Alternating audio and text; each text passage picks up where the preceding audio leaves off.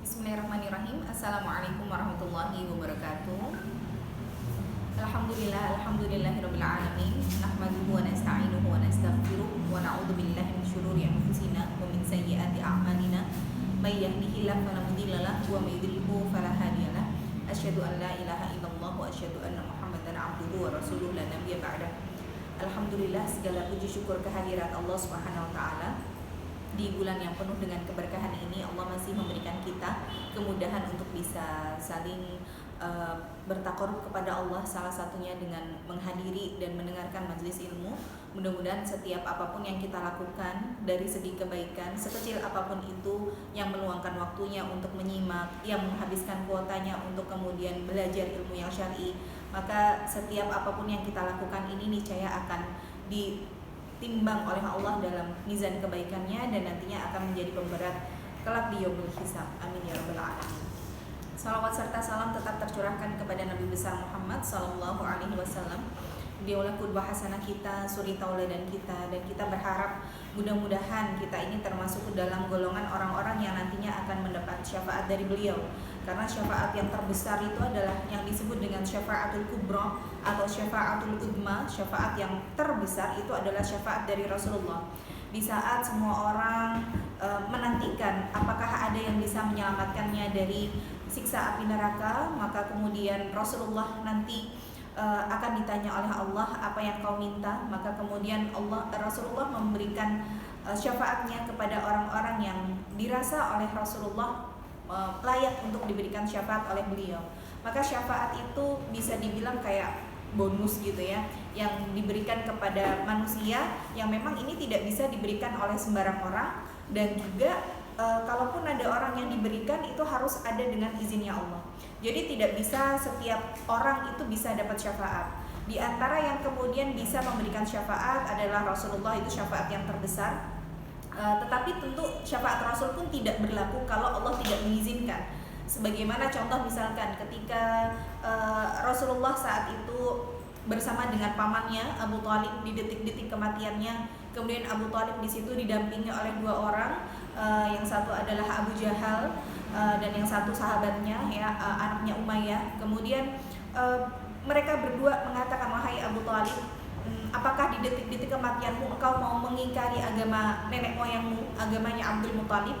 Maka kemudian Rasulullah mengatakan kepada pamannya, wahai pamanku, ucapkanlah la ilaha illallah, dan itulah yang nantinya aku bisa menjadikan hujah di hadapan Allah. Niscaya aku akan memohonkan ampunan kepada Allah atas seluruh dosa-dosamu.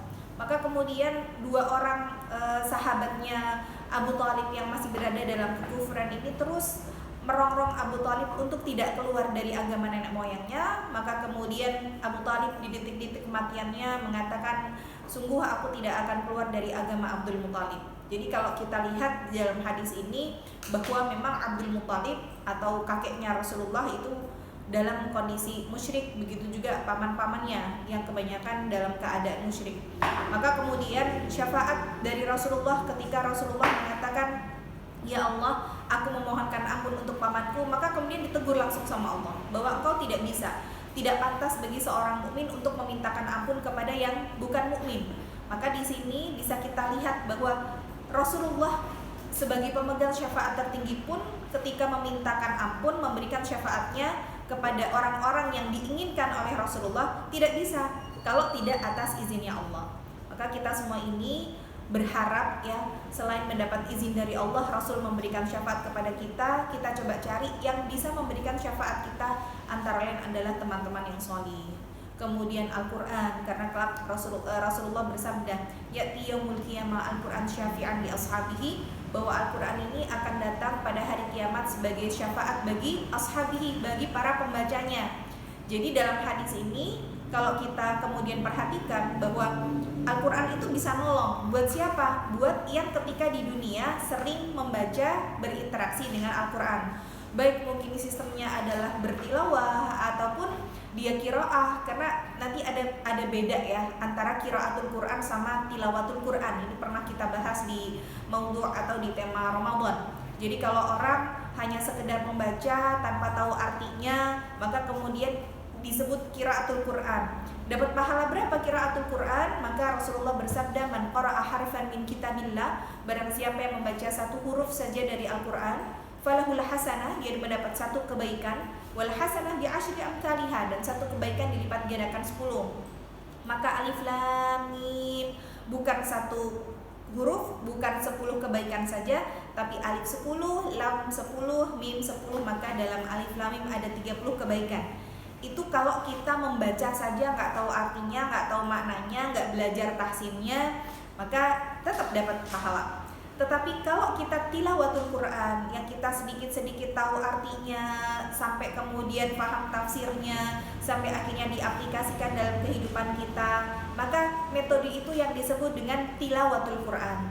Tilawatul Quran, maka pahalanya satu huruf minimal 700 kali lipat. Berbeda dengan qiraah yang 10 kali lipat, maka tilawatul Quran itu 700 kali lipat. Dan wallahu yudha'ifu liman yasha, Allah melipat gandakan sesuai dengan apa yang Allah kehendaki. Maka Al-Quran itu semakin banyak kita berinteraksi, jangan terus merasa aku baca Qurannya masih gradul kok, aku belum paham artinya kok, nggak mudeng tafsirnya juga, ngapain baca Quran? Loh, kita itu baca nggak paham artinya aja dapat pahala gitu ya. Maka orang yang ketika di dunia banyak berinteraksi dengan Al-Quran, itulah yang kemudian nanti di akhirat ditolong oleh Al-Quran, karena Al-Quran bisa menjadi syafaat bagi siapapun yang berinteraksi dengannya. Jadi dari hadis ini sebenarnya bisa kita pahami ya, bahwa kalau kemudian banyak orang yang ketika di dunia tidak mau belajar ngaji, tidak mau memahami isi Al-Quran, terus kemudian ketika meninggal atau sebelum meninggal dia berwasiat, nanti kalau aku meninggal tolong kamu undang, atau misalkan undang seluruh anak-anak di pondok pesantren, khatamin Quran, kirimin pahalanya buat aku. Nah, jadi ini nanti terjadi perbedaan pendapat di kalangan ulama antara amal ibadah yang bisa dikirimkan pahalanya untuk mayit dan ada yang tidak bisa dikirimkan pahalanya untuk mayit. Maka ulama membagi nanti ada 3 ibadah yang pahalanya apakah bisa atau tidak ya. Yang pertama, ibadah yang sifatnya adalah jasad saja, fisik saja. Maka yang ibadah sifatnya fisik atau jasad saja, maka ini tidak bisa dikirimkan pahalanya untuk mayit. Ini menurut pendapat ulama. Jadi apa sih ibadah yang sifatnya fisik saja? Contoh seperti kita puasa, kita sholat, kita ngaji gitu ya. Kita baca Quran nih, kemudian dikirimkan pahalanya untuk mayit, apakah bisa atau tidak? Mengambil pendapat ulama ini nggak bisa sampai. Jadi kalau misalkan ada orang meninggal dunia, maaf gitu ya, mungkin kita kirim bacaan Yasin, kita kirim Al-Fatihah, maka kalau itu diniatkan baca Quran kita pahalanya untuk mayit, ini tidak sampai. Tapi kalau kemudian, dirubah caranya ya, jadi yang sifatnya fisik saja, itu yang tidak bisa sampai. Maka kalau ngaji saja nggak bisa, puasa saja tidak bisa. Kemudian sholat, kirimkan pahalanya untuk orang tua yang sudah meninggal, tidak sampai. Kemudian ada yang kedua, tapi kalau kita pengen kirim pahala untuk orang tua kita yang sudah wafat, gimana caranya? Maka yang kedua adalah ibadah yang sifatnya harta, ini yang bisa sampai. Maka Rasulullah bersabda ketika ada seorang sahabat yang bertanya, wahai Rasulullah, dulu ketika masih hidup ibuku adalah orang yang gemar sekali bersedekah. Apakah sekarang aku boleh bersedekah diniatkan untuk ibuku? Bolehkah aku melanjutkan apa yang menjadi kebiasaannya ketika hidup? Maka kemudian Rasulullah mengatakan iya, dan niatkan untuk ibumu. Nah, berarti dari hadis ini kita pahami bahwa sesuatu yang sifatnya harta yang kita tunaikan, itu kalau kita niatkan buat orang yang sudah meninggal bisa sampai. Jadi kalau misalkan cuma sekedar ngaji, ngirimin pahala ngaji, bisa nggak? Menurut pendapat ulama tidak sampai. Sekarang gimana caranya nih biar sampai? Kita rubah metodenya. Misalkan nih teman-teman punya orang tua, ibu misalkan yang sudah meninggal, kemudian kita belilah Al-Quran 10 misalkan ya, satu hitungannya 100.000 misalkan, 10 1 juta, diniatin 5 Al-Quran ini diwakafkan atas namaku, yang 5 ini atas nama ibu yang sudah wafat, kasih di pondok pesantren tahfidz misalkan ya. Maka Masya Allah, setiap orang yang berinteraksi dengan Al-Quran tersebut, mulai dari belajar tahsin, sampai ngaji, sampai tafsir, sampai memahami, sampai kemudian ngisi ceramah dengan menggunakan Al-Quran itu, maka pahalanya terus akan mengalir kepada orang yang berwakaf Al-Quran.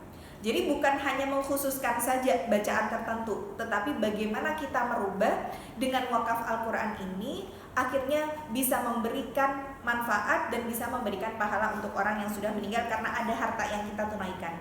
Jadi nanti dalam masalah sesuatu yang sifatnya harta, bisa kemudian teman-teman bersedekah atas nama orang tua yang sudah wafat, ataupun misalkan dengan memberi makan orang miskin, ya diniatkan ini misalkan punya 10, yaudah 5 diniatin buat kita, 5 diniatin orang tua. Atau misalkan memberi makan berbuka, atau misalkan kita lihat pondok pesantren ini butuh aliran sumur misalkan ya, atau butuh pembangunan pesantren, kemudian butuhnya sekian genteng, 1000 genteng misalkan, yaudah nyumbang 100 genteng, 50 buat orang tua, 50 buat kita. Jadi sifatnya harta ini bisa kemudian diniatkan untuk orang yang sudah meninggal dan pahalanya insya Allah sampai. Kemudian yang ketiga, ada ibadah yang menggabungkan antara jasad dengan harta. Seperti misalkan umroh, kemudian haji, itu fisik kita beribadah tapi ada harta yang kita keluarkan, maka ini pun bisa untuk dikirimkan pahalanya untuk mayit. Jadi kita boleh, misalkan kita sudah pernah berhaji, orang tua kita belum sempat, maka boleh kita membadalkan haji orang tua. Kita sudah pernah umroh, orang tua belum pernah, maka boleh kita umroh selanjutnya membadalkan umroh untuk orang tua. Nah, jadi teman-teman semuanya, ya inilah sebabnya kenapa kok kita harus membahas kitab yang berkaitan dengan kematian, atau pembahasan kita untuk tahun ini ya insya Allah kembali untuk membahas kitab At-Tadhkirah, bagaimana bekal menghadapi kehidupan abadi. Nanti di sini dikupas tuntas bagaimana kehidupan kematian sampai roh, bagaimana alam kubur, bagaimana alam barzakh, catatan amal, tiupan sangkakala, bagaimana meniti sirat sampai keadaan surga, bagaimana neraka, itu nanti insya Allah dikupas tuntas di dalam kitab ini. Dan insya Allah rutin kajian ini akan dilaksanakan di Kamis ketiga, dan mudah-mudahan kita bisa segera bertemu secara offline ya, sehingga bisa lebih memudahkan kita untuk memahami, karena berbeda antara orang yang hadir di majelis ilmu dengan yang secara langsung maupun secara virtual ya. Semoga Allah mudahkan semuanya.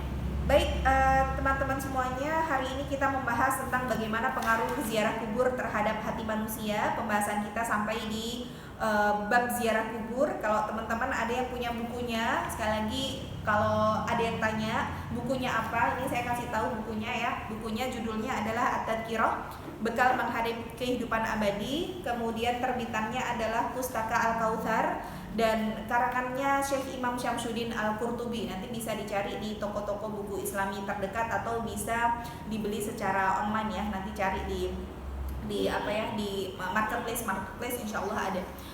Nah, kita sampai di halaman 28. Jadi kalau teman-teman ada di rumah yang punya bukunya, bisa kita belajar bersama-sama bagaimana kita belajar dulu tentang ziarah kubur.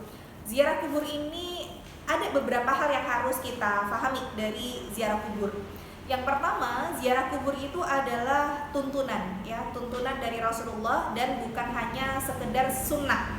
Apakah ziarah kubur sunnah? Tidak, tapi lebih kepada tuntunan yang sifatnya hampir diwajibkan. Maka Rasulullah bersabda, kuntu nahaitukum an ziyaratil kubur fazuruha fa innaha tuzahidu fid dunya wa tudzakirul akhirah. Hadis yang diriwayatkan dari Sahih Muslim bahwa Rasulullah bersabda, kuntu nahaitukum, tadinya aku melarang kalian untuk berziarah kubur. Kemudian Rasul mengatakan fazuruha, tapi sekarang ziarahilah kubur tersebut, fa innaha tuzahidu fid dunya, karena dengan berziarah kubur itu akan mengingatkan kalian, menjadikan sikap zuhud terhadap dunia dari kalian, wa tudzakirul akhirah, dan mengingatkan akhirat untuk kalian. Dari hadis ini kita pahami dulu bahwa ziarah kubur itu awal mula hukumnya apa sih? Haram ya. Jadi larangan pertama ziarah kubur dulu adalah haram. Kenapa kok haram? Karena banyak sekali kesesatan-kesesatan yang bermula dari ziarah kubur. Contoh misalkan kesyirikan-kesyirikan yang terjadi awalnya pada mulanya zaman Nabi Ibrahim, kemudian zaman Nabi Nuh. Jadi kalau zamannya Nabi Ibrahim, kalau kita perhatikan di dalam ayat, Ketika Nabi Ibrahim melihat ke atas langit, kemudian melihat apakah ini Tuhan, apakah bintang, apakah bulan, apakah matahari, kok semuanya ketika pagi hari bulan dan bintang tenggelam kemudian digantikan tidak ada lagi, apakah itu Tuhan? Itu sebenarnya yang harus saya luruskan bahwa bukan Nabi Ibrahim mikir, oh kayaknya ini Tuhan deh, terus tiba-tiba ketika pagi, loh kok bulannya hilang, berarti Tuhannya hilang. Itu bukan kemudian Nabi Ibrahim mencari Tuhan berawal dari merasa bahwa Tuhannya bulan, bintang, atau matahari, ya bukan. Tetapi karena memang yang dilakukan oleh masyarakatnya Nabi Ibrahim saat itu, mereka menganggap bahwa bintang-bintang, semua gugusan bintang itu adalah Tuhannya mereka. Dan sisa-sisa kesyirikan itu masih terasa sampai sekarang. Jadi kalau misalkan teman-teman ya sampai hari ini masih mendapati ada orang yang ada bintang jatuh tuh, ayo make a wish gitu ya, ayo kita minta permohonan, nanti permohonannya terkabul. Sebenarnya itu sisa-sisa dari kesyirikan yang ada pada zamannya Nabi Ibrahim, karena mengaitkan ramalan bintang gitu ya, kita punya zodiak ini, zodiak itu sisa-sisa dari kesyirikan pada zaman Nabi Ibrahim. Tetapi kalau kemudian kesyirikan yang bermula dari kuburan, itu awal mulanya adalah dari kaumnya Nabi Nuh. Jadi kaumnya Nabi Nuh itu generasi sebelum kaumnya Nabi Nuh itu mereka orang-orang yang baik. Kemudian pada saat kaumnya Nabi Nuh itu kalau tidak salah generasi ketiga. Jadi generasi pertama orang-orang solih, generasi kedua masih solih, generasi ketiga ini yang kemudian menjadikan kuburan-kuburan orang yang solih ini mereka keramatkan. Mereka beranggapan bahwa kuburan-kuburan orang yang solih ini bisa menjadi wasilah atau bisa menjadi perantara untuk terkabulnya doa-doa mereka, untuk kemudian mendekatkan diri mereka kepada Allah. Di antaranya berhala-berhala yang mereka sembah, sebenarnya bukan mereka sembah ya, mereka jadikan sebagai wasilah gitu, sebagai perantara. Di antaranya adalah ada Lata, ada Uzza, ada Manat, ada Hubal. Itu sebenarnya bukan nama berhala, tapi nama orang-orang solih yang hidup di masa sebelum mereka.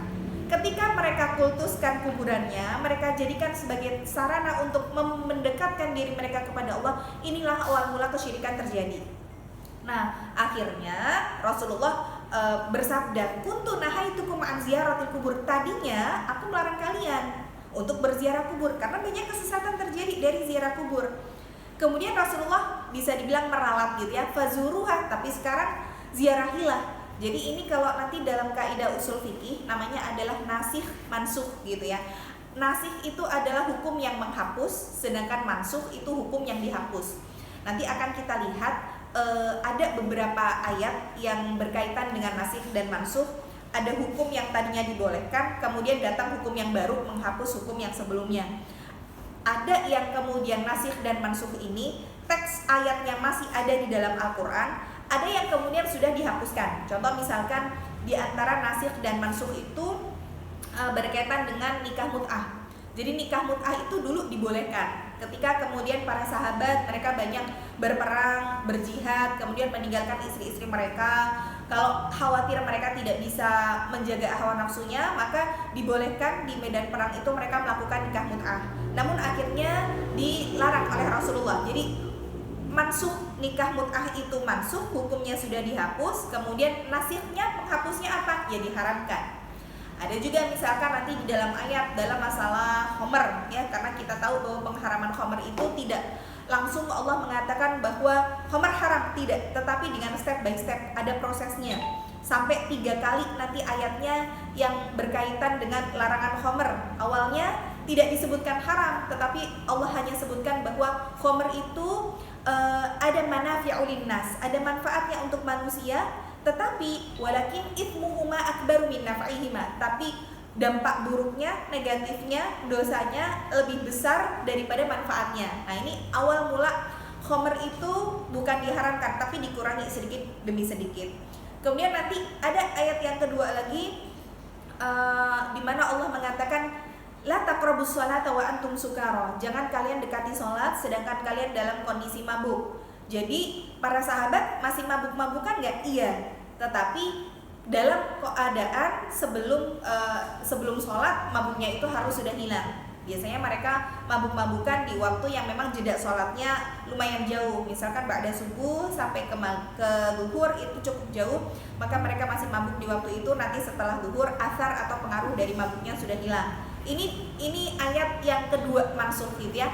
Barulah kemudian ayat yang ketiga, jelas-jelas Allah sebutkan innamal khamru wal maisiru wal ansabu wal aslamu rijsun min amali syaitan. Baru kemudian Allah jelaskan bahwa khamr itu haram. Maka setelah ayat yang ketiga turun ini, Umar bin Khattab mengatakan intahaina, kita sudah selesai. Dan Umar bin Khattab puas dengan ayat yang turun berkaitan dengan pengharaman khamr. Maka saat itu para sahabat langsung menuangkan khamr-khamr di atas tanah-tanah mereka. Dan ini dijadikan dalil juga bahwa khamr memang haram untuk diminum, dikonsumsi, tetapi tidak najis gitu ya.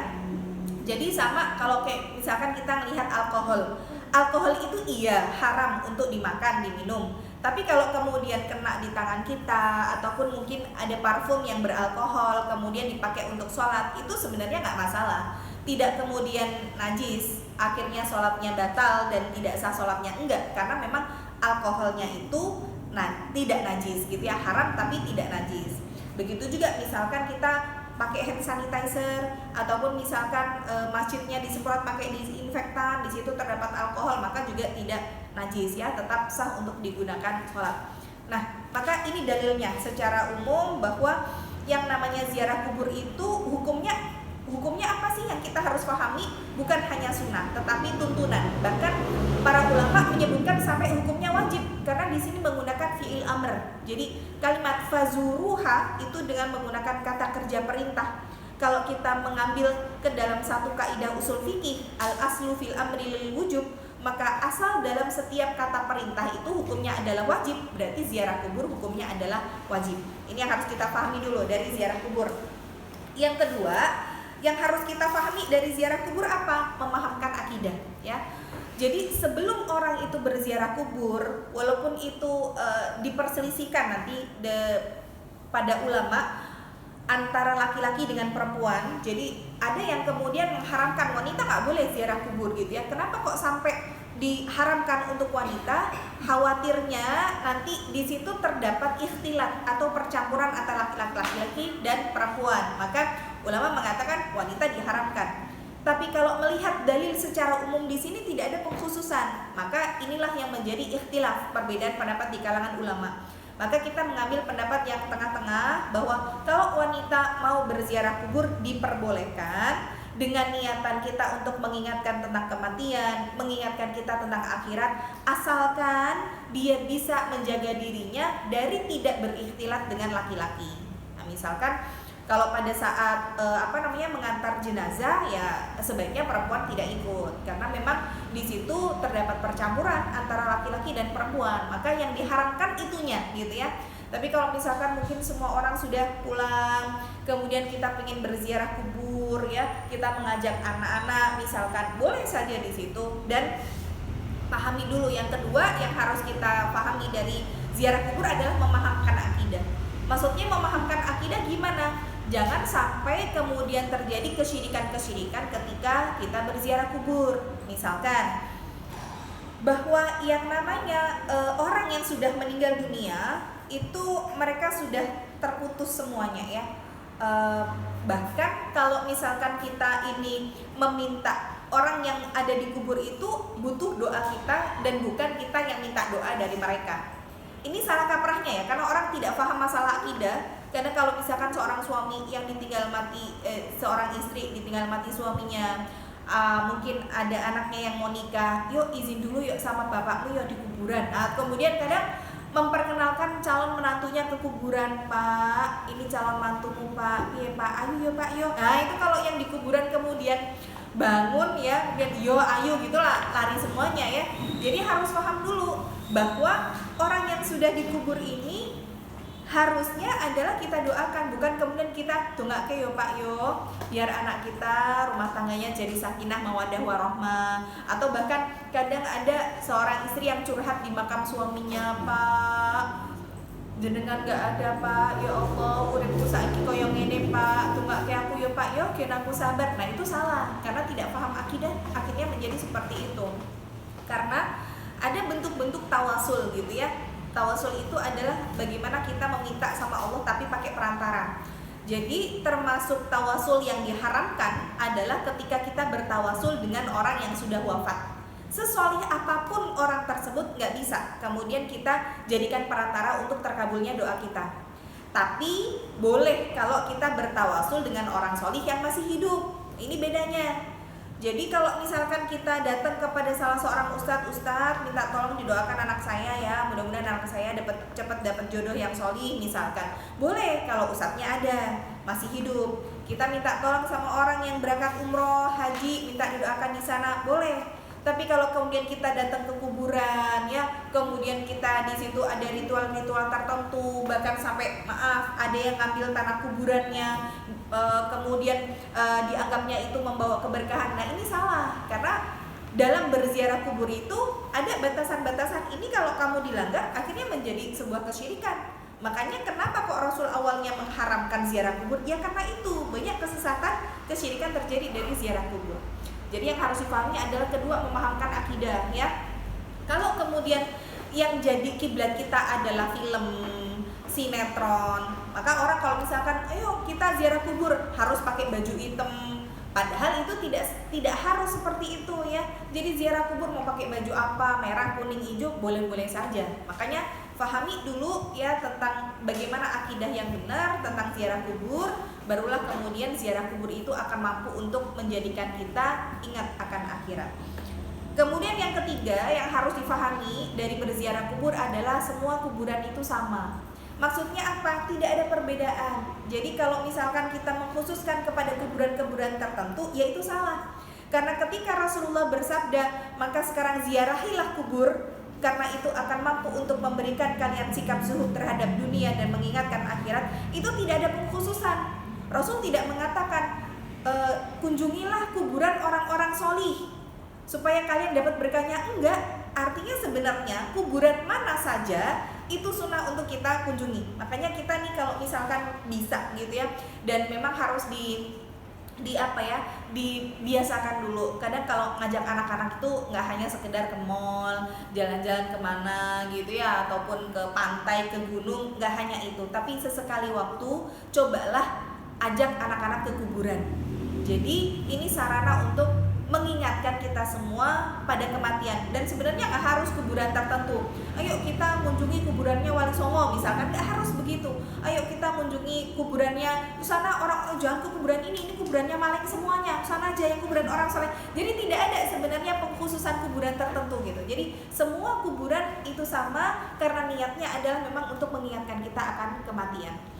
Kemudian yang keempat, tidak menyamakan pandangan antara kehidupan dunia dengan kehidupan kubur. Nah, artinya apa? Kita harus bisa merubah mindset gitu ya, bahwa yang ada di kubur dengan yang ada di dunia itu beda. Misalkan gini, ada orang yang meninggal dunia, kemudian sampai kalau misalkan di Jakarta ya, ada kawasan tertentu yang kemudian orang dikuburkan di situ tuh yang tarifnya bisa mahal banget gitu ya. Mungkin artis-artis banyak yang dikuburkan di situ, dan itu dengan punya menawarkan view yang sangat indah gitu ya, ada di atas bukit dari ketinggian, pokoknya luar biasa lah kondisi pemandangan di alam kubur itu tuh, maksudnya di kuburannya itu tidak seperti kuburan biasa gitu. Nah, kita harus bisa merubah mindset dulu bahwa kehidupan alam kubur sama kehidupan dunia itu nggak sama. Bukan terus kita mesake bapak yo nek dikubur kayak di tempat koyok ngene, engko nek misalke anu ra penak nggone piye. Bukan begitu gitu loh. Orang yang dikubur di tempat yang tertinggi dengan view yang indah pun juga nggak akan, ternyata kuburanku enak yo, bisa ngelihat pemandangan dari atas ini. Enggak gitu loh ya. Jadi itu dirubah dulu pola pikirnya. Kemudian bukan menjadi sebuah tanda bahwa kalau kita misalkan ziarah kubur atau mungkin kita datang ke kuburan yang baru misalkan, ngelihat kuburan samping, ya Allah ini mesake banget kuburannya, mana kotor, rumputnya tinggi-tinggi, kesian banget ini anaknya kok nggak ngopeni orang tuanya. Nah itu jangan disamakan ya, dan tidak boleh dijadikan sebagai patokan anak yang durhaka kepada orang tua adalah anak yang tidak membersihkan kuburan orang tuanya. Itu nggak boleh dijadikan patokan itu. Karena hakikatnya orang yang ada di dalam kubur juga nggak mikir, ya Allah ini rumputku tinggi-tinggi banget ya, ini ahli warisku kemana semua, ini nggak ada yang mengunjungi aku, nggak ada ya. Maka bedakan antara pemikiran kita tentang dunia dengan pemikiran kita tentang kehidupan kubur. Kemudian kalau misalkan nih, boleh nggak sih menyatukan kuburan gitu ya, misalkan nih suami kita meninggal dunia, kemudian banyak kan orang yang inden gitu ya, atau pesen nanti kalau ibu meninggal tolong dikuburkan di sampingnya bapak ya, biar ya sehidup semati ya, ibaratnya kayak kalau deket itu ayem gitu ya. Ya sebenarnya wasiat yang seperti itu boleh-boleh saja, tetapi apakah kalau misalkan kuburannya jauh nggak bisa ketemu gitu loh. Contoh misalkan nenek saya meninggal di Mekah saat itu, setelah waktu haji, setelah wukuf di Arafah, beliau meninggal dunia dan dikuburkan di sana. Sedangkan kakek saya dikuburkannya di sini. Maka apakah antara suami istri ini tidak bisa ketemu kalau kuburannya jauh, sehingga banyak orang yang berwasiat untuk disatukan, atau bahkan ada yang pengen satu makam dengan suaminya? Maka nanti bisa dibuka di surat ke-52, surat At-Tur ayat ke-21, di mana Allah sebutkan di situ, a'udzubillahi minasyaitonirrajim, walladzina amanu wattaba'athum dzurriyyatuhum biimanin alhaqna bihim dzurriyyatahum wama alatnahum min amalihim min syai' kullu imri'in bima kasaba rahin.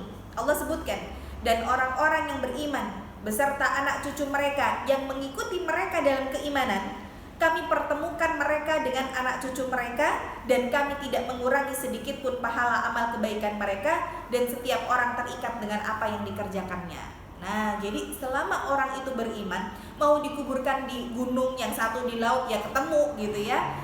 Selama mereka berada dalam satu keimanan, baik itu di alam kubur mereka akan dipertemukan, baik itu nanti di surga pun akan dipertemukan. Karena orang itu kalau sudah masuk ke dalam alam ya, yang namanya alam barzakh itu berbeda sudah dengan alam dunia ya. Artinya orang yang sudah berada di kubur, mereka alam barzakh itu apa? Maka pahami yang kelima, harus bisa membedakan antara alam kubur dengan alam barzakh. Alam kubur itu artinya ya kuburan yang kita lihat secara kasat mata, yang kita lihat di tanah, digali, ditaruh di situ jasad, itu kubur. Tapi orang yang masuk ke alam kubur sifatnya sudah barzakh. Barzakh itu gimana? Barzakh itu adalah dinding yang sangat tebal yang tidak bisa ditembus oleh apapun. Kemudian orang yang sudah berada di alam barzakh tidak akan pernah bisa keluar lagi ke alam dunia. Jadi nggak ada tuh, hari ini kalau kita pahami nih tentang kubur dulu, nggak akan ada orang yang kemudian bisa dari mati reinkarnasi kemudian rohnya gentayangan, nggak ada yang begitu. Itu kita kebanyakan nonton film. Maka orang itu kalau sudah berada di alam kubur, sudah gitu loh, mereka tidak bisa kembali ke alam dunia. Kalau ada yang bilang nanti di hari ke-1000-nya dia datang mengunjungi keluarganya, kemudian pada saat malam takbiran dia bersedih karena nggak bisa ikut takbiran bersama dengan keluarganya, itu nggak ada di dalam hadis seperti itu. Jadi orang sudah masuk alam barzakh sudah. Tapi ketika orang itu semua misalkan nih ada orang yang sudah meninggal dunia, kemudian misalkan si suami meninggal dunia terlebih dahulu, dia sudah berada di alam barzakh, kemudian istrinya menyusul gitu ya, padahal mereka dipisahkan kuburan yang cukup jauh. Maka si suami ini bisa kemudian, kalau mereka satu frekuensi, mereka sama-sama beriman, maka dia bisa menyambut siapapun yang datang dari keluarganya yang baru saja meninggal gitu ya. Jadi mereka kayak berada di satu alam yang lain, alam barzakh. Kemudian oh ini meninggal dunia, Masya Allah, ahlan wa sahlan, selamat datang. Itu mereka bisa menyambut, dan bahkan mereka bisa mengunjungi satu sama lain. Jadi ya nggak bisa kita bayangin juga ya gimana bentuknya. Tapi mereka bisa nih datang ke tempat tetangga ini, ke tempat saudara ini yang sama-sama sudah meninggal. Jadi di alam tersebut. Bahkan mereka pun bisa bertanya kepada orang yang baru saja meninggal tentang keadaan keluarganya selama ini. Jadi misalkan nih si suami nanya kepada tetangganya baru meninggal gitu kan, "Hei Pak, bojoku tak tinggal, wis nikah meneh kok durung?" Nah, itu bisa ya. Jadi kalau kemudian dia bertanya apakah istrinya sudah nikah lagi atau belum, bagaimana anak-anaknya, itu bisa. Tapi kalau kemudian melakukan intervensi gitu ya, "Oh bu, katanya aku meninggal, kowe ra nikah meneh bu, barang anu sekarang nikah lagi." Kemudian dia gentayangan, jangan menikah lagi, ya itu nggak bisa ya. Jadi ya udah sebatas alam barzakh itu mereka sudah tidak bisa keluar dari itu. Jadi kalau kemudian hari ini ada yang gentayangan, kemudian kita ngelihat itu ada Mbak Putri, Mbak Putri matanya merah, kan ada beberapa yang kemudian merasa bahwa ini kamarnya Mbak Putri, mungkin punya peninggalan apa, terus tiba-tiba Mbak Putrinya masih belum belum tenang, kemudian dia gentayangan dan lain sebagainya. Itu hakikatnya jin ya. Mereka bukan kemudian orang yang sudah meninggal datang lagi, enggak, itu jin. Jadi jin itu bisa menyerupai apapun dan siapapun sesuai dengan apa yang menjadi perasaan kita. Kalau kita ngerasa ketoke Mbak Putri cek ning kene aku cek ngerasa misalkan gitu ya, maka hakikatnya jin itu bisa merubah dirinya menjadi apapun yang ada di dalam pikiran kita. Tapi bukan kemudian orang yang meninggal itu beneran datang, enggak. Maka pahami betul ya dalam masalah kubur ini ada alam kubur, ada alam barzakh, yang di antara bagaimana kita berziarah kubur ini ada batasan-batasan gitu ya, bahwa ya kalau kita mau berziarah kubur boleh, tapi pahami dulu akidahnya, kemudian bagaimana nanti kita belajar lebih khusus lagi tentang ziarah kubur, ada adabnya, ada akhlaknya, ada larangannya, yang diperbolehkan seperti apa, apakah ketika kita masuk komplek kuburan memang harus lepas sendal, doa apa yang dipanjatkan, nah itu nanti ada dalam permasalahan khusus. Bagaimana doanya, boleh nggak kalau misalkan kita nggak sempat nyolatin jenazah nih di masjid, boleh nggak kita nyolatinnya di kuburan, padahal kuburan adalah tempat yang diharamkan untuk kita sholat, boleh atau tidak, nah itu nanti kita bahas tuntas insya Allah. Sekarang kita bahas setelah kita paham ya bahwa ziarah kubur itu ada beberapa hal yang memang harus kita pahami terlebih dahulu. Nah sekarang bagaimana ini pengaruh ziarah kubur terhadap hati manusia. Jadi hati manusia itu kan kalau boleh disamakan layaknya seperti gelas gitu ya. Jadi gelas itu ada gelas yang kotor, ada gelas yang bocor, ada gelas yang bersih.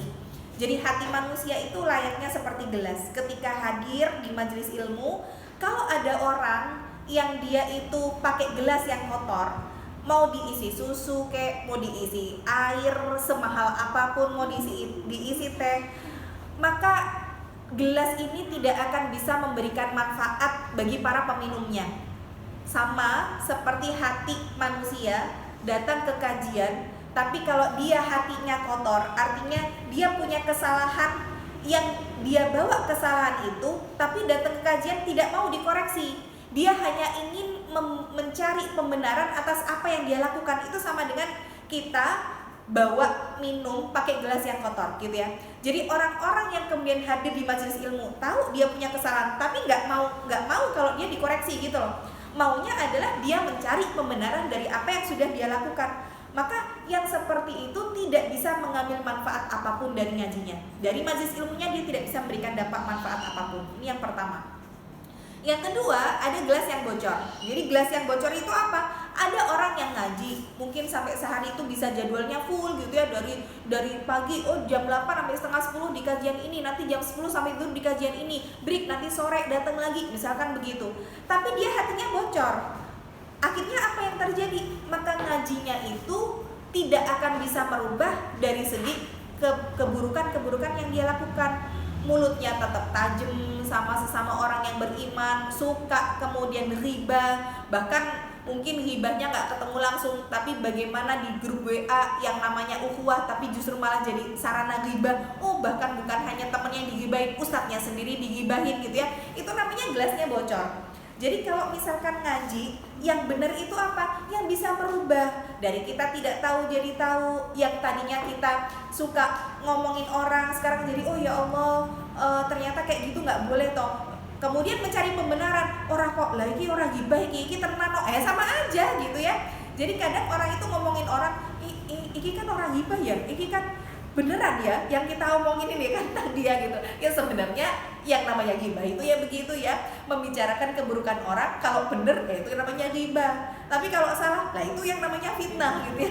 Jadi mau ghibah, mau fitnah, mau bener, mau gak bener, yang namanya ngomongin orang ya tetap aja salah ya. Kecuali memang kita berniat untuk mencari sebuah solusi atau kita berniat untuk tabayun, itu diperbolehkan. Tapi kalau misalkan hanya ngomongin tanpa ada tujuan yang baik, maka itu tidak diperbolehkan. Kemudian yang ketiga, ada gelas yang bersih. Nah, jadi ada orang-orang yang hadir di majelis ilmu, tahu dia melakukan sebuah kesalahan, pengen dikoreksi dari kesalahannya, pengen dibersihkan hatinya, maka kita ini ibaratnya sedang melakukan sebuah safar atau perjalanan panjang ya. Safar yang pendek ini ketika kita hidup di dunia akan berpengaruh besar terhadap safar kita yang sangat panjang dengan kehidupan di akhirat. Orang yang berhasil di safar yang pendeknya ini, insya Allah akan berhasil di safarnya yang panjang. Jadi semuanya itu akan berdampak pada apa yang kita lakukan hari ini. Maka kalau hati kita tadi, kita sudah datang kajian gitu ya, tapi dengan tadi kita bahas di awal dulu, ziarah kubur itu bisa mendekatkan dan mengingatkan kita terhadap kematian. Tapi kalau ada hati yang gak bisa nginget tentang kematian, aku tuh jadinya udah ke kuburan loh, udah ngelihat orang yang mau meninggal dunia loh, tapi kok hatiku tetap aja nggak bisa berubah, tetap aja hatinya keras, uangnya dikandani misalkan begitu ya. Maka bukan menyalahkan ziarah kuburnya, katanya ziarah kubur bisa ngingetin kita akhirat, tapi kalau kita lihat hari ini kuburan itu banyak yang tidak lagi menjadi sarana untuk mengingatkan akhirat, bahkan orang wedangan di atas kuburan kan gitu ya. Ada yang kemudian di kuburan itu malah main judi ya, main kartu, mabuk-mabukan, bahkan malah ada yang tanda kutip naudzubillah min dzalik, bahkan ada yang sampai mesum di kuburan karena tempatnya sepi. Lah, ini kan berarti ada yang salah gitu. Padahal Rasulullah bersabda, kalian mau ingat kematian, ingat akhirat, ziarahi kubur. Tapi kalau ada orang yang ke kuburan kok bisa sampai nggak ingat kematian, justru malah dia melakukan kemaksiatan di situ, maka salahkan kepada hatinya. Apa yang menyebabkan hatinya bisa sampai sekeras itu, bahkan sampai hatinya sudah menjadi mati, sampai perkara-perkara seperti itu dia nggak bisa ingat tentang kematian. Maka orang yang beriman kita ini bukan kemudian membedakan, oh padahal ada orang-orang yang merasa aku kok susah ya kalau misalkan doa itu nangis, aku kok ketika baca Al-Quran itu nggak bisa nikmat ya, aku kok ketika puasa baru ada orang yang posting sesuatu dikit, kemudian aku lihat story-nya, enak banget, aduh jadi ngiler, jadi pengen ini, kok nggak kuat ya kalau misalkan puasa. Maka sebenarnya tanyakan sama hati kita, karena hukuman terbesar dari Allah ketika kita melakukan dosa dan kemaksiatan itu bukan diambil dari segi fisik dan materi, bukan kemudian kita melakukan sebuah dosa kemudian Allah langsung menghukum kita jadi sakit, mungkin harta kita jadi berkurang, enggak. Tapi yang pertama kali Allah berikan adab untuk kita yang melakukan dosa dan kemaksiatan adalah dengan dicabutnya rasa nikmat dalam beribadah. Maka kalau mata kita susah banget buat menangisi dosa-dosa kita, berarti ada yang salah dengan hati kita. Kenapa kok hati kita bisa sekeras itu? Karena saking banyaknya kemaksiatan dan dosa yang terus-menerus menumpuk ya. Maka di sini kembali bahwa dosa yang besar sama dosa yang kecil, kadang orang tuh ngerasanya padahal aku tuh nggak zina loh, aku juga nggak minum khamr, aku juga nggak pernah tuh ngomongin orang, tapi kenapa ya kok aku susah banget nangis, kenapa ya kok aku baru baca Quran, baru dapat 1 halaman ngantuk banget rasanya mataku. Berarti itu sebenarnya Allah menghukum kita dengan dicabutnya nikmat ibadah dalam hati kita. Berarti ada yang salah dengan hati kita. Bisa jadi karena kita meremehkan dosa-dosa kecil. Padahal ada nih orang-orang yang kita lihat ya, ada pelaku-pelaku hijrah. Saya Masya Allah ya kalau melihat orang-orang yang berhijrah, mungkin dulunya adalah pelaku kemaksiatan. Mereka mungkin misalkan artis-artis yang dulu suka mengumbar aurat, mungkin mereka bahkan sampai ada yang bintang-bintang film porno misalkan. Tapi begitu proses hijrah, baru dapat sekali kajian, 2 kali kajian, setiap kali kajian digelar doa sampai menangis, air matanya deras turun dari matanya. Sedangkan kita, kok bisa ya dia nangis kayak begitu?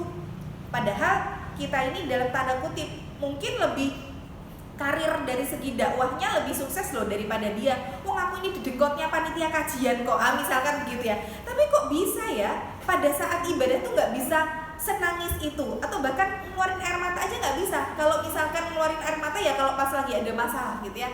Maka tanyakan kepada hati kita. Bisa jadi kita ini banyak melakukan dosa-dosa kecil, tapi dosa-dosa kecil itu tidak ditaubati, akhirnya yang kecil itu menjadi besar. Karena setiap dosa yang kita lakukan, niscaya dia akan menjadi nuktoh. Nuktoh itu adalah titik gitu ya. Jadi titik yang menghitam yang ada di dalam hati kita. Ketika melakukan dosa lagi, titik hitam lagi terus. Karena saking banyaknya titik hitam, membuat hati kita menjadi sakit. Kalau sudah sakit, tidak diobati, lama-lama hatinya menjadi mati. Ya, itulah yang menyebabkan bahwa kita tidak bisa menerima kebaikan. Nah, maka mana sih yang lebih baik gitu ya, antara dosa besar yang ditaubati atau dosa kecil yang tidak diistighfari?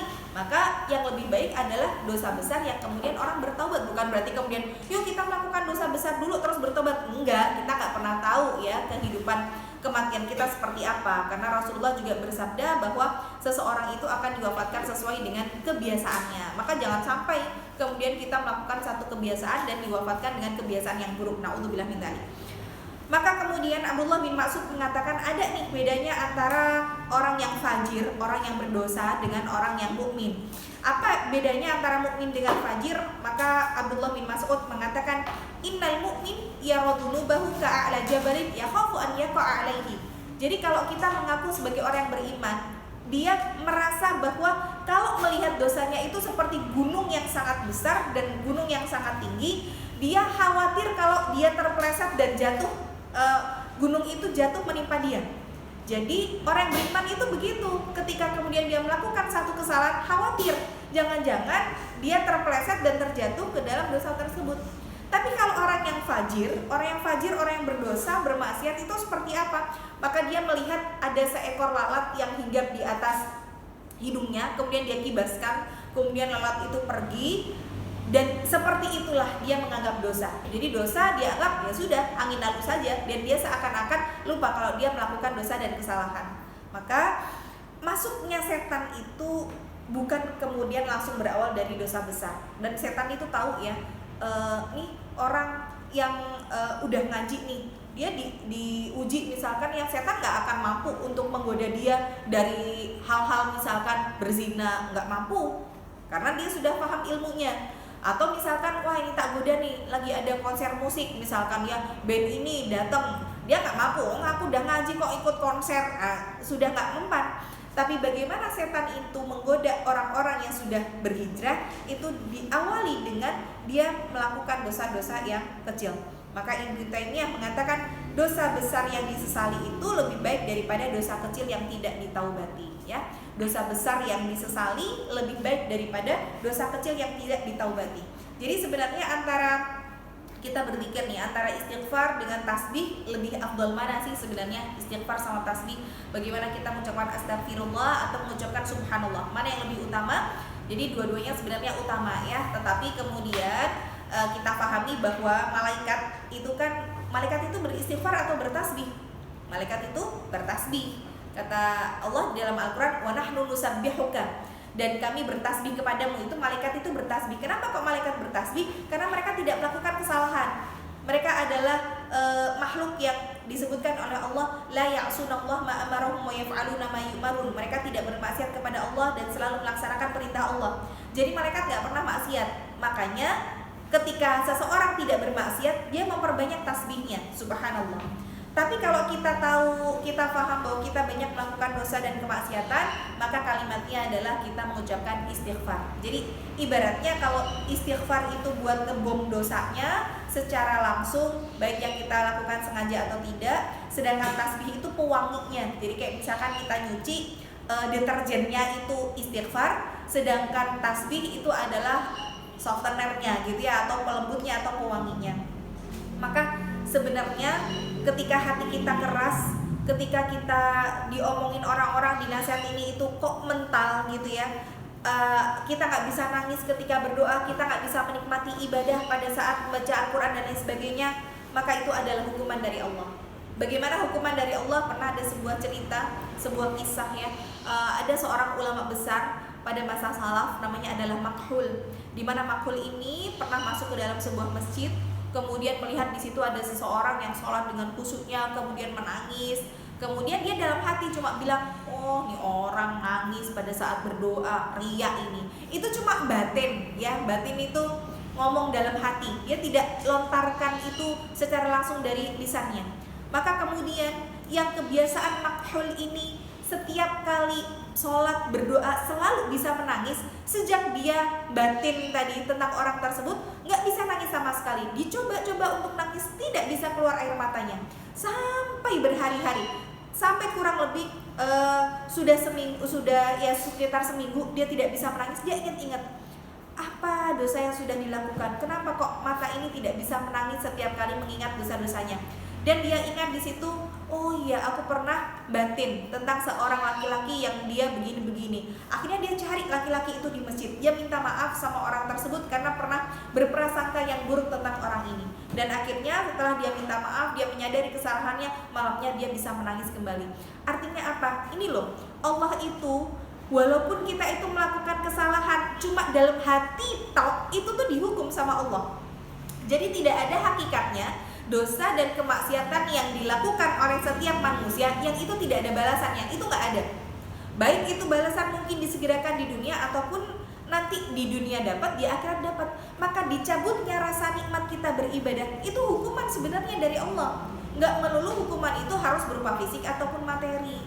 Jadi kalau kemudian kita flashback ya sama diri kita sendiri, bukan terus kita tahu ini adalah untuk ngatain orang, enggak, tapi coba kita tanya sama diri kita sendiri, kita lebih seneng denger nyanyian atau lebih seneng dengerin murotal? Kalau kemudian di jalan misalkan ya, di jalan terus murotal marahin ngantuk, sing nyanyi gitu loh, semangat. Nah, orang yang kemudian telinganya lebih senang mendengarkan nyanyian, dia tidak akan pernah bisa menikmati murotal. Karena apa? Sudah terbiasa. Jadi Allah cabut nikmat itu. Sama orang yang sudah sering kali berzina, misalkan dia sudah menikah tapi dia menjadi seorang pezina, atau pernah ada postingan dia sampai meniduri 100 wanita, naudzubillah, dia tidak akan pernah bisa merasakan nikmatnya ketika berhubungan dengan istrinya. Allah cabut rasa itu. Sama ketika ada orang yang kemudian matanya sibuk ya di media sosial, ngelihat opa-opa misalkan ya, orang-orang Korea ganteng ya, ya sampai ya Allah, saya kadang sampai ngelus dada ya ngelihat apa yang terjadi kemarin, sampai orang rela antri berjam-jam kehabisan, sampai akhirnya bungkusnya tok dijual gitu ya, padahal nggak ada gambarnya, nggak ada apa-apanya. Sampai saya baca di medsos itu ada yang jual sampai ratusan juta, mulai dari 700.000 sampai 5.200.000 sampai puluhan juta tuh ada, hanya gara-gara ya ada ala-ala Koreanya. Jadi coba ya, itu salah satu yang bisa memicu sakitnya hati kita, bahkan matinya hati kita. Dan coba cek setelah itu gitu ya, kalau mata kita itu sering buat ngelihat orang-orang yang memang bukan mahram kita untuk dilihat, Allah cabut kenikmatan itu ketika melihat sesuatu yang halal. Nah, jadi semuanya pasti ada hukumannya ya di hadapan Allah. Maka di sini bagaimana kita belajar dulu tentang hati manusia. Sebenarnya ngaruh nggak sih tentang ziarah kubur? Sebenarnya ngaruh, tapi kalau itu kita sudah berziarah kubur tapi sama sekali tidak bisa berpengaruh pada hati kita, tanyakan dulu hati kita. Bukan salahin ziarah kuburnya, tapi memang salahkan hati kita. Mungkin hati kita yang kotor, mungkin hati kita yang sakit, atau bahkan hati kita sudah mati. Maka ulama sampai mengatakan begini, Imam Ibnu Qayyim Al-Jauzi ya, beliau Masya Allah luar biasa cerdas dalam melihat sesuatu, ketika beliau menyamakan antara mengobati hati yang sakit sama kayak mengobati fisik yang sakit. Jadi kalau misalkan nih teman-teman ada yang dokter, ada pasien nih datang, dok saya sakit misalkan, sakit apa? Misalkan mungkin saya pusing dok, atau mungkin bawaannya badan gemerges misalkan. Maka biasanya yang diresepkan dokter pertama kali apa? Oh ya sudah, Bapak istirahat dulu ya, saya buatkan surat untuk istirahat dulu 3 hari ya Pak ya. Nah berarti fisik yang sakit diobatinya pertama kali diistirahatkan. Sama hati kita yang sakit, cara mengobatinya gimana? Istirahatkan dulu hatinya. Nah mencari peristirahatan hati, cari satu di majelis ilmu. Kedua, istirahatkan hati dengan membaca Al-Quran. Kemudian ketiga dengan berzikir. Yang keempat, dengan mengingat kebesaran Allah. Lakukan dulu. Jadi kalau misalkan kita nggak ngefek, ya kajian nggak ngefek, ngaji nggak bisa nikmat, mata nggak bisa nangis, ya udahlah, hatinya diistirahatkan dulu. Cari dulu majelis-majelis ilmu. Kalau misalkan terpaksa gimana datangnya, nggak apa-apa, karena memang yang namanya kebaikan itu awal mulanya harus dipaksakan, ya. Jadi jangan terus, daripada aku terpaksa datang kajiannya, mendingan aku nggak usah datang daripada nggak dapat pahala. Jangan. Untuk sebuah kebaikan memang awalnya harus dipaksakan dulu. Nanti kalau sudah dipaksakan akan menjadi sebuah kebiasaan. Kalau sudah menjadi kebiasaan, nanti kita akan menjadi kenikmatan. Jadi lama-lama akan menjadi nikmat kok, tapi memang semua ada prosesnya. Maka yang pertama, istirahatkan hati dulu dengan mencari kajian ilmu, kemudian dengan berzikir, dengan membaca Al-Quran, dengan mengingat kebesaran Allah. Yang kedua, bagaimana obat hati ini? Yang kedua adalah sama kayak mengobati fisik yang sakit, tinggalkan pantangannya. Jadi misalkan bapak-bapak tadi, gimana Pak? Aduh dok, saya tuh kok masih sakit ya, badan masih nggak enak, kepala kok rasanya cengang, padahal saya sudah istirahat. Nah, bapak sudah meninggalkan pantangannya atau belum? Jadi yang kedua adalah tinggalkan pantangan. Misalkan bapak masih makan santan nggak? Ya berarti santannya sekarang nggak usah dimakan lagi Pak. Kemudian gorengannya juga dikurangi. Kemudian jeroan-jeroan juga nggak usah dimakan. Sekarang cari kuahnya yang bening-bening aja, makan sayuran aja. Misalkan begitu. Jadi cara mengobati fisik yang sakit dengan meninggalkan pantangan, begitu juga mengobati hati yang sakit dengan meninggalkan pantangan dari sakitnya hati. Apa itu? Maka tinggalkan maksiat, tinggalkan apa yang kemudian dilarang oleh Allah, ya. Karena Allah menghukum hati dulu sebelum kemudian menghukum fisik kita ketika kita melakukan sebuah kemaksiatan. Kemudian yang ketiga adalah minum obat. Oh ya sudah, kalau sudah meninggalkan pantangan saya kasih obat ya Pak ya. Obatnya ini misalkan dosisnya sehari 3 kali. Nah itu fisik yang sakit. Sekarang bagaimana kemudian obat hati yang sakit? Maka harus dibom, kayak tadi sakitnya dibom gitu ya, biar dia sembuh. Maka hati yang sakit juga dibom penyakit hatinya.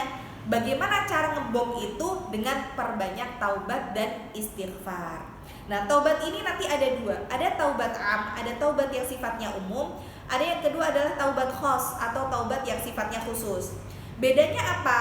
Ini kalau misalkan kita tahu, kita misalkan ya Allah, dulu aku sebelum hijrah adalah pelaku kemaksiatan, mungkin pernah begini-begini dan dosanya sangat banyak sekali sampai dia tidak bisa menyebutkan satu persatu, maka dia melakukan taubat secara umum, secara am ya. Jadi dari dosa-dosa yang dia tidak mengetahuinya. Boleh mendirikan sholat taubat, boleh lakukan sholat taubat 2 rakaat di waktu-waktu yang memang tidak terlarang untuk melaksanakan sholat sunnah. Jadi misalkan waktu yang terlarang untuk melaksanakan sholat sunnah itu ba'da subuh sampai dengan matahari terbit, itu nggak boleh sholat sunnah ya. Kemudian ba'da asar sampai dengan menjelang maghrib itu tidak boleh melaksanakan sholat sunnah. Jadi di waktu-waktu yang dibolehkan, misalkan waktu duha atau misalkan di sepertiga malam, itu boleh melaksanakan sholat sunnah, kecuali memang sholat sunnah yang ada penyebabnya. Misalkan tahiyatul masjid dan sholat 2 rakaat setelah wudhu itu tidak ada batas waktunya. Artinya mau dilakukan kapanpun, teman-teman misalkan ba'da subuh ada kajian, datang dari rumah dalam keadaan wudhu, datang masuk masjid langsung sholat itu boleh, karena memang sholat tahiyatul masjid sholat yang memang ada penyebabnya, jadi tidak ada batas waktu. Atau teman-teman misalkan sholat sunnah setelah wudhu setiap kali batal wudhu sholat boleh ya. Tetapi selain daripada sholat itu maka tidak boleh dilakukan di waktu-waktu yang terlarang. Maka kalau melaksanakan sholat taubat ya, taubat secara umum, setelah sholat 2 rakaat ini memperbanyak istighfar. Jadi tidak ada kemudian tata cara khusus sholat taubat, rukuknya sekian, sujudnya sekian, nggak ada ya. Sama seperti kita sholat subuh 2 rakaat, hanya saja setelah itu memperbanyak istighfar. Kemudian ada taubat khos, taubat secara khusus. Jadi taubat secara khusus ini kalau kita tahu habis melakukan satu dosa kesalahan, maka kita bertaubat khusus atas dosa yang kita lakukan. Jadi setelah kita mengobati hati yang sakit ya, nanti insya Allah lama-lama sedikit-sedikit noktah-noktah sauda atau titik-titik hitam tadi perlahan-lahan akan pulih, perlahan-lahan akan bersih. Maka kalau kita tahu, oh indikatornya apa sih bahwa hatiku sudah sehat atau belum, maka dia akan mudah untuk menerima nasihat ya. Jadi mudah-mudahan kita semua bisa dimudahkan dalam menerima nasihat yang berasal dari Al-Quran dan Sunnah. Tetapi bagi kita yang menasehati pun juga harus dipahami bahwa tata cara menyampaikan dakwah itu juga penting ya. Makanya dakwah itu disebut qaulan tsaqila, perkataan yang berat. Disebutkan dalam kaidah usul fikih al-wasilatu ahammu minal maddah. Yang namanya tata cara, sarana, cara menyampaikan itu lebih penting daripada materinya itu sendiri. Kadang ada orang yang didakwahi dia nggak mau, karena apa? Yang nyampaikannya marah-marah, kamu itu masuk neraka, kamu tuh pelaku bid'ah kami. Ya orang kalau disampaikan dengan cara seperti itu dia tidak mau ya. Maka mudah-mudahan kita ini dimudahkan untuk bisa memiliki hati yang sehat dan bisa menyampaikan kepada orang-orang sehingga kita ini bisa menjadi wasilah orang untuk bisa mendapatkan hidayah. Dan obat tadi terakhir bahwa obat, cara untuk mengobati fisik yang sakit dengan minum obat ini ada dosisnya. Maka sama dalam masalah memberikan obat untuk hati juga dosisnya harus tepat, tidak boleh terlalu over. Misalkan gini, tadi kita menghadiri majelis ilmu gitu ya, maka menghadiri majelis ilmu baik, tapi kalau kebanyakan jadi malah nggak baik. Misalkan nih, saya tuh semangat mencari kajian ilmu, sehari itu saya sampai 6 kali loh, 6 tempat pengajian saya datangi. Nah itu overdosis gitu ya. Boleh atau tidak? Hati-hati, karena orang itu kalau sudah cenderung bosen, dia akan lebih susah untuk balik. Kenapa kok ada orang yang ya Allah padahal dulu dia tuh jilbabnya besar loh, lah kok sekarang trondol gitu, ibaratnya nggak pakai jilbab. Saya ya naudzubillah ya, maksudnya saya ada satu teman gitu ya, dulu ketika saya masih kuliah di Lipia Jakarta, ada salah satu kakak kelas yang dia orang Kanada, kemudian dia pakai cadar, masya Allah bahasa Arabnya fasih luar biasa. Saya tidak perlu sebutkan namanya ya, tapi saya bisa bilang sama kakak kelas saya, ya Allah kak, ngelihat kakak itu masya Allah banget ya, padahal dia orang Kanada ya, tapi dia semangat luar biasa. Iya, dia mumtazah di kelas, mumtazah tuh cum laude gitu ya, padahal orang luar negeri, tapi dia bahasa Arab pintar gitu. Sampai akhirnya saya sudah lulus dari Lipia dan teman-teman itu pada saling mengabarkan, tahu nggak kakak ini yang dari Kanada itu, kenapa dia sekarang jadi youtuber yang lepas jilbab gitu. Jadi kalau misalkan nanti teman-teman mungkin ngelihat ada sosok orang Kanada gitu ya, yang dia jadi youtuber, bahkan mungkin ya bisa dibilang jadi artis gitu ya di beberapa sitkom. Waktu itu saya lihat, ya Allah itu kakak kelas yang dulu cadaran gitu, tapi kok bisa akhirnya dia melepas jilbabnya. Allahu a'lam bishawab. Itulah perkara hati manusia gitu kan. Artinya begini, jangan sampai ketika kita hadir di majelis ilmu, kita belajar agama, artinya gini, overdosisnya gimana? Karena orang itu kalau misalkan kayak tadi datang ke kajian itu maksimal banget sehari itu 3 atau 4 itu udah maksimal banget. Jangan terus 6, 10 gitu. Karena orang itu kalau sudah bosan terhadap sesuatu, dia akan lebih susah untuk baliknya. Gitu loh maksudnya ya. Jadi di dalam kaidah usul fikih sampai disebutkan al-iqtisadu fit ta'ah. Jadi ketaatan itu sederhana saja. Mana yang kemudian kita lakukan kebaikan, kita lakukan tapi sederhana saja. Jangan terus overdosis lah ibaratnya begitu ya. Maka di sini bismillah dengan kita hadir di majelis ilmu ini sarana untuk melembutkan hati kita, dan kita datang ke majelis ilmu ini adalah sebuah hajah ataupun kebutuhan ya. Kalau hari ini kita kurang ke majelis ilmu, yuk kita carilah pelan-pelan. Gak usah ngelihat ustadznya, ini ustadznya siapa, ini aku gak suka kalau ustadznya itu misalkan nyampeinnya gak enak. Gak usah ngelihat ustadznya, tapi bagaimana kemudian kita melihat isinya. Dan kalau misalkan datang ke kajian, ini materinya udah pernah disampaikan nih, nanti aku udah tahu ustadznya itu mau ngomong apa, apakah gak usah datang, apa tetap datang? Maka kalau kemudian sudah tahu isinya, tetap datang. Siapa tahu kita dapat keberkahan dari majelis ilmu tersebut ya. Ini saja teman-teman yang bisa saya sampaikan, karena sudah jam 9.37 ya, insyaallah di bulan depan kita lanjutkan kembali. Saya sampaikan di sini, saya bacakan beberapa pertanyaan yang sudah masuk. Ahlan ustadzah, ahlan. Izin bertanya mengenai badal haji untuk ortu yang meninggal. Jika ortu belum pernah mengucapkan niat ingin berhaji, apakah tetap bisa? Ya, jadi walaupun orang tua dulu belum ada niat untuk berhaji, maka tetap bisa untuk dibadalkan ya. Kita sebagai anaknya misalkan sudah pernah haji, maka boleh membadalkan untuk orang tua. Jika semasa hidup udah menabung haji kemudian meninggal, apakah keluarga boleh menghajikan? Iya, boleh ya, boleh menghajikan. Kemudian Ustazah izin bertanya, bolehkah sering ziarah kubur, lalu doa dan bacaan apa saja saat ziarah kubur sesuai sunnah? Iya, boleh, sering ziarah kubur boleh, asal niatnya itu ya untuk mengingatkan kita kepada kematian dan tidak perlu ada ritual khusus. Apalagi kalau hari ini ada orang-orang yang pada saat hari ulang tahunnya bawa kue tar, kemudian ke kuburannya selamat ulang tahun, itu sudah sesuatu yang salah dan tidak ada waktu khusus. Misalkan kalau kita mengkhususkan, oh nanti sebelum Ramadan atau pas yang menjelang Ramadan kita ziarah kubur, atau pada saat Syawal kita ziarah kubur. Jadi tidak ada batasan waktu, kapanpun sesering apapun boleh. Yang tidak boleh adalah kita mengkhususkan ya. Doa dan bacaan apa saja saat ziarah kubur sesuai dengan sunnah. Kalau kita mau mendoakan apa saja boleh ya. Allahumma gfirlahu warhamhu wa'afi. Asalkan memang doa itu sesuai dengan tuntunan dan tidak menjadikan ada wasilah-wasilah lain untuk kemudian kita jadikan sarana untuk mempermudah doanya terkabul. Misalkan kita menjadikan orang itu sebagai bentuk sarana terkabulnya doa kita. Nah, itu yang salah. Jadi kalau kita pengen bahwa kita ini setiap kali mendoakan bisa sampai ke orang tua, caranya gimana? Solihkan diri kita. Kuncinya ada di diri kita sebenarnya. Karena anak yang solih itu yang akan mampu untuk mendoakan orang tua dan yang akan menyampaikan doa itu kepada orang tua. Tapi kalau anaknya tidak solih, ini sudah terputus gitu ya. Jadi pengen orang tua kita diampuni, doa apapun untuk orang tua dikabulkan sama Allah, kuncinya di kita, solih atau tidak. Ketika kita solih, doa apapun untuk orang tua insya Allah dikabulkan ya.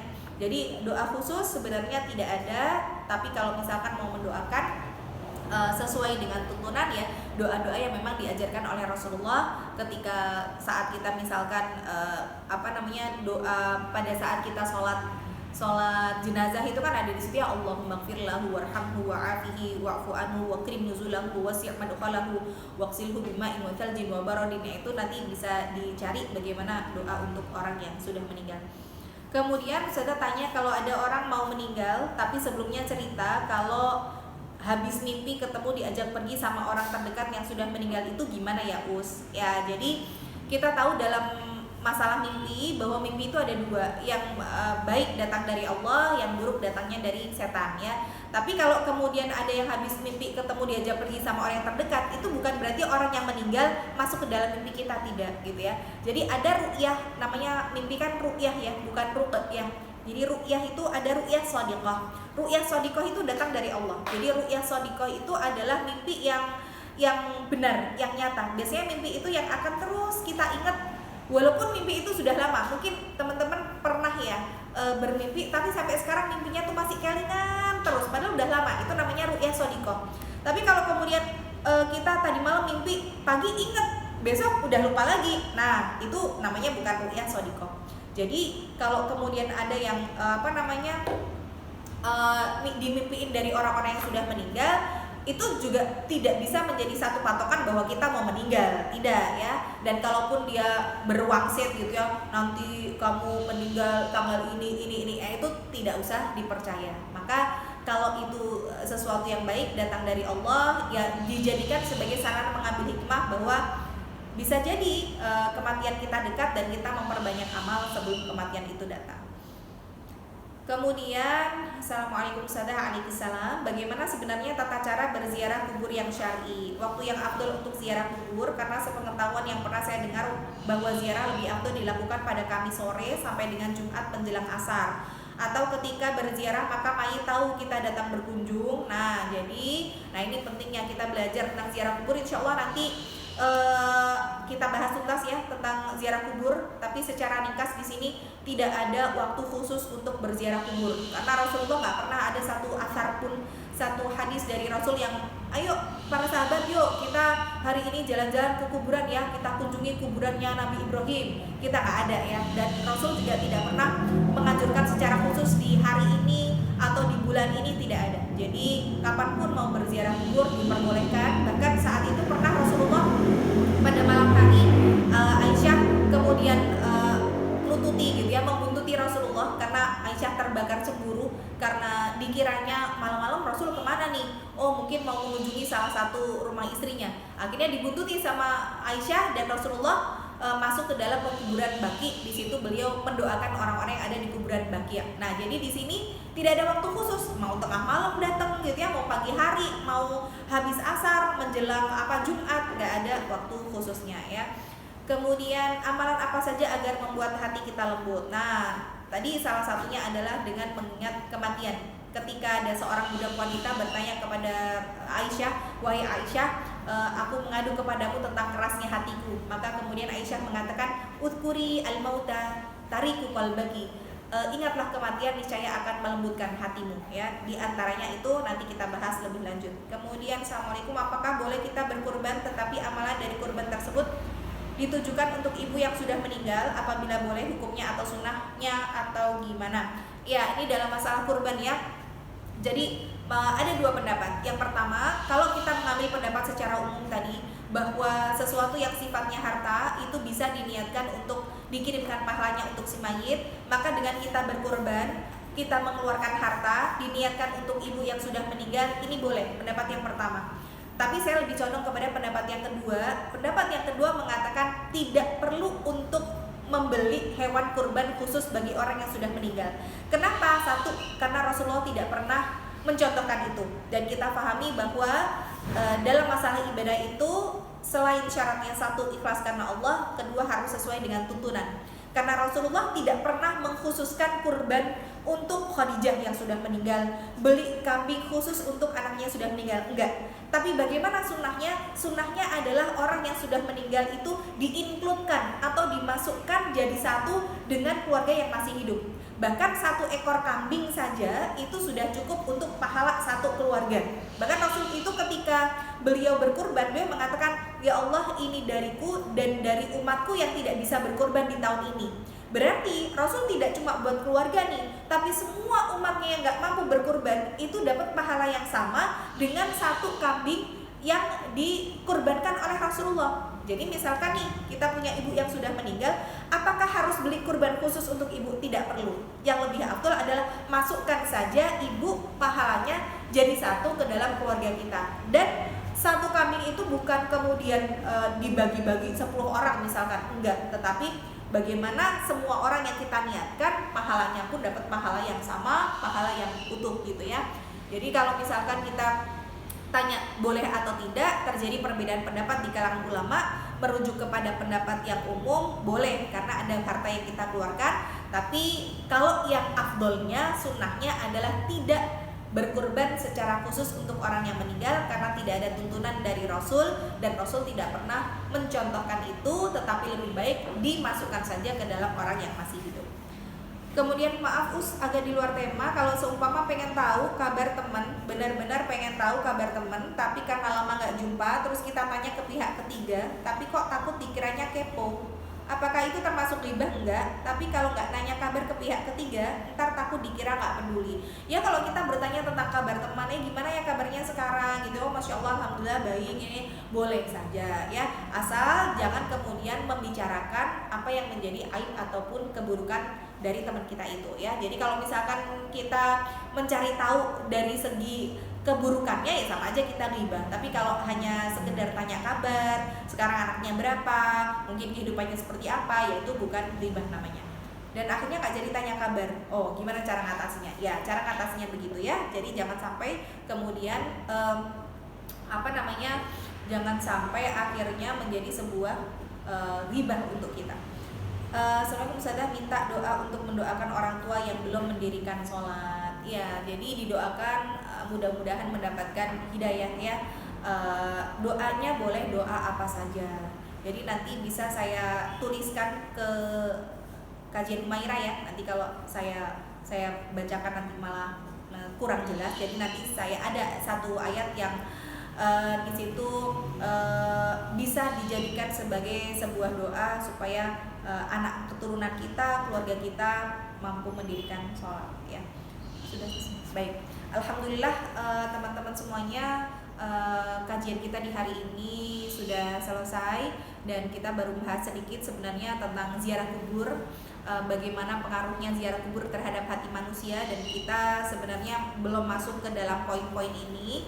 Tetapi yang harus kita pahami dulu dari ziarah kubur, yang pertama ziarah kubur adalah sebuah tuntunan. Jadi bukan hanya sebagai sebuah sunnah, tetapi juga Rasul sampai mewajibkan dengan dalil secara umum, baik itu untuk laki-laki maupun perempuan. Walaupun hukum ziarah kubur bagi perempuan nanti terjadi perbedaan pendapat di kalangan ulama ya. Tapi kalau misalkan kita berziarah kubur mampu untuk tidak berikhtilat, karena yang dikhawatirkan itu ikhtilat atau bercampurnya laki-laki dan perempuan. Tapi kalau misalkan mampu untuk tidak berikhtilat, maka berziarah kubur tetap menjadi sebuah tuntunan untuk kita laksanakan. Yang kedua, pahami dari ziarah kubur harus memahamkan akidah terlebih dahulu. Jangan sampai kemudian tercampur ke dalam kesyirikan, jangan sampai tercampur ke dalam hal-hal yang memang Allah larang di situ. Yang ketiga, bahwa pahami ziarah kubur itu semua kuburan sama. Artinya tidak mengkhususkan kuburan ini, kuburan itu, kuburan orang soleh kita kunjungi, kuburan ini, kuburannya maling, kuburannya ini terus nggak boleh kita datangi, enggak. Jadi semua kuburan sama. Kita berziarah kubur niatnya adalah untuk mengingatkan kita pada kematian. Yang keempat, tidak menyamakan pandangan kita, pandangan alam kubur dengan pandangan dunia. Jadi harus paham bahwa orang yang berada di alam kubur itu tidak sama dengan orang yang ada di alam dunia. Jadi pahami ilmu dulu tentang alam kubur. Yang kelima, bedakan antara kubur dengan barzakh. Jadi barzakh adalah alam sifat dari alam kubur yang memang sudah tidak bisa ditembus oleh apapun. Kemudian kalau ketika kita berziarah kubur yang seharusnya itu mampu untuk mengingatkan kita kepada kematian, kok ternyata hati kita juga gak bisa mengingat kematian, maka coba cek bagaimana keadaan hati kita. Apakah hati kita layaknya gelas yang kotor ataupun layaknya gelas yang bocor, sehingga nasihat-nasihat dari kematian itu tidak bisa sampai ke dalam hati kita. Padahal Abu Hurairah menyampaikan, kafa bil mauti wa'idhah, cukuplah kematian itu sebagai nasihat. Wal ibadatu syughla wal yaqinu ghina. Dia menyebutkan bahwa ibadah itu adalah sebuah kesibukan dan keyakinan itu adalah sebuah kekayaan. Maka nasihat terbaik adalah dari kematian. Tapi kalau ternyata dengan kematian tidak juga bisa melembutkan hati kita, maka cek hati kita, mungkin hati kita sakit. Maka bagaimana cara mengobati hati yang sakit? Sama seperti mengobati fisik yang sakit, sebagaimana yang dituturkan oleh Imam Ibnu Taimiyah. Yang pertama, istirahatkan dulu hati kita. Bagaimana cara mengistirahatkannya? Hadiri majelis ilmu, baca Al-Quran, berzikir, dan mengingat kebesaran Allah. Yang kedua, tinggalkan pantangan, jauhi dosa, jauhi kemaksiatan. Yang ketiga, minum obat. Minum obatnya dengan cara kita mengebom dari dosa dan kemaksiatan itu dengan memperbanyak taubat dan memperbanyak istighfar. Taubat sendiri dibagi menjadi dua, ada taubat am, ada taubat secara umum. Kalau kita tidak tahu seberapa banyak kesalahan kita, saking banyaknya nggak bisa menyebutkan satu persatu, maka lakukan taubat secara umum. Tapi kalau kita tahu kita melakukan satu dosa kemaksiatan yang kita ingat betul kesalahan kita sangat besar, maka lakukan taubat secara khusus dari dosa tersebut. Kemudian setelah kita berusaha bertaubat, ya, kemudian lakukan dengan memperbanyak tasbih, karena hakikatnya tasbih itu untuk memberikan wangi pada akhlak kita, pada amal ibadah kita. Kemudian jangan sampai minum obat ini overdosis. Jadi tetap semuanya ada dosis-dosisnya supaya memang ketika kita melakukan ibadah jangan sampai di situ ada rasa bosan, karena orang yang bosan itu akan lebih sulit untuk kembali ke jalan kebenaran ya. Ini saja teman-teman yang bisa saya sampaikan, mudah-mudahan bisa bermanfaat untuk semuanya. Ada yang kurang, ada yang salah, semua datang dari saya. Ada yang kebaikan datang dari Allah. Kita akhiri dengan hamdalah dan kafaratul majlis. Alhamdulillahirabbil alamin. Subhanakallahumma wa bihamdika asyhadu an la ilaha illa anta astaghfiruka wa atubu ilaik. Wassalamualaikum warahmatullahi wabarakatuh.